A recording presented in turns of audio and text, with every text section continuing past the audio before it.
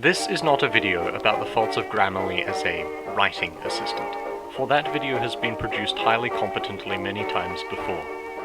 Nor is this a video about the Grammarly-related privacy and intellectual property concerns, pertinent as they may be. Indeed, this is not really even a video about Grammarly specifically, but more generally about the relationship between writing assistants and individuality on the page. As Grammarly is the most culturally prominent of such writing assistants, it shall serve as our example. Thorough knowledge of Grammarly's functions is assumed, as without it you will find difficulty understanding what this essay is driving at. I have no interest in restating points already well spoken by others, so if you wish to become informed, I highly recommend Zoe B's video on the topic, and would go so far as to place this essay as an elaboration of one of her points. Regardless, with adieu to ado, writing. Perhaps the most important human institution less only speech and language itself. Stop it!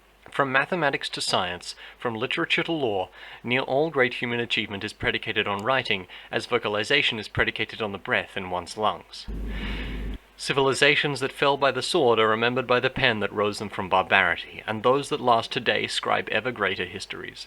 Without writing, we lose the ability to communicate accurately across great distance and great time, and it thus remains near the most crucial underpinning of our lives, perhaps the single most considerable technologic advancement towards civilization bar domestication of the grain. I mean, there's a reason it's the best second-tier tech in Civ 5, isn't there? Regardless, now that we have, I hope, established the importance of writing in general to, broadly, society, I would venture to propose that one aspect from which it derives such importance is indeed the individuality each writer necessarily expresses in their script.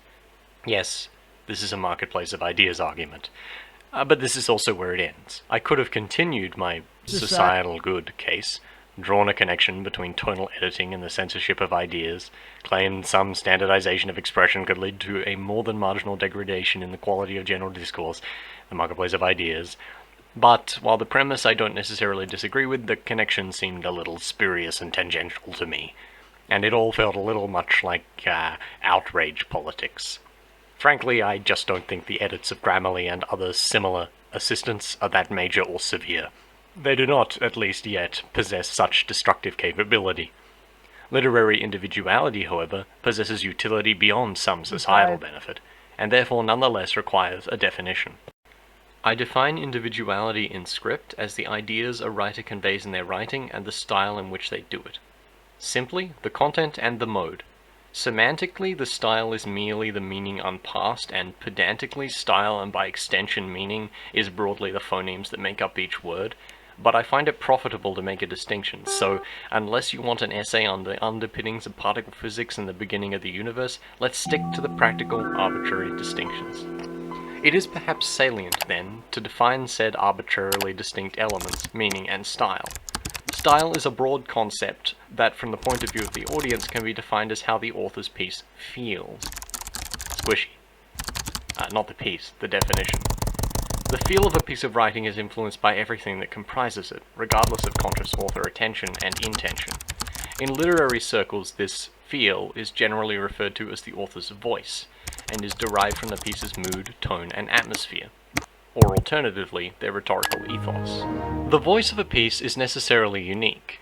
As Patrick Holeman states in his 2004 book, Empire and Poetic Voice, quote, "Voice cannot be simply imitative, but also not entirely idiosyncratic," i.e., a work must necessarily engage sufficiently with traditions of literature to be understandable, but will also be necessarily uniquely filtered through the individual writer.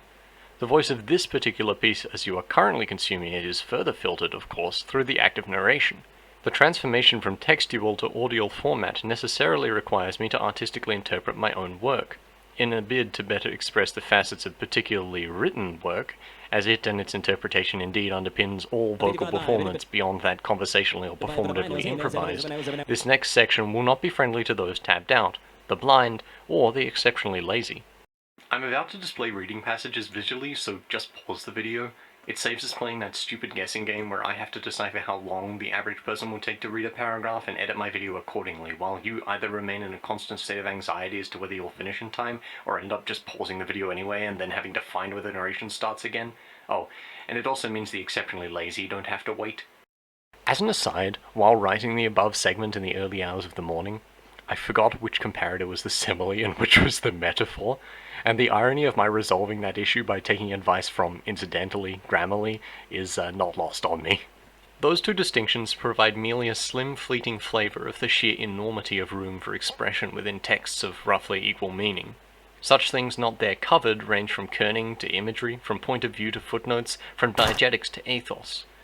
Text, whether intentionally or not, is necessarily comprised of character, and anyone who believes in the concept of a self, with even the slightest ability to act independently from the causation of their surroundings, that is, to act with agency, should find such a complete canvas for the display of such individuality extraordinarily compelling, and should also therefore find any such process by which the ability of that written canvas to display said individuality is decreased equally harrowing. Such, then, is the value of independently developing one's style to the writer, but what of the reader, the casual audience, or the critic? Simply put, variety is more interesting, innovative, and, highly importantly, fun.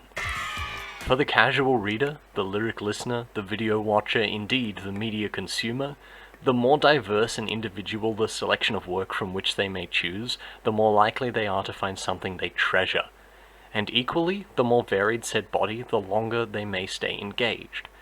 Would you rather read 3 pieces with similar tone, rhythm, and word choice, or be newly intrigued each book, if not chapter? For the critic, diversity of work breeds diversity of analysis. Though I cannot call myself anything more than an amateur critic at best, I have found that alongside the stories that compel me to critique, innovative usage of techniques and unique employment of language follow in inspiring my analysis. Indeed, without variety, what would be the purpose of the critic at all? And where would language go? Surely it is through an evolutionary process, and I mean this in the most Darwinian sense, that language best changes, mutating and selecting what the current casual and critical environment finds palatable, leaving a rich tapestry through history that tells a story of a living vernacular, canon.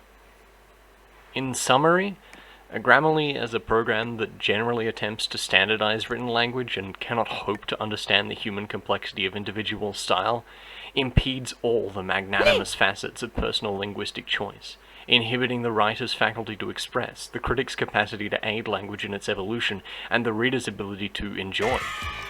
For the love of language, ditch the assistant and have confidence in your work, in your style.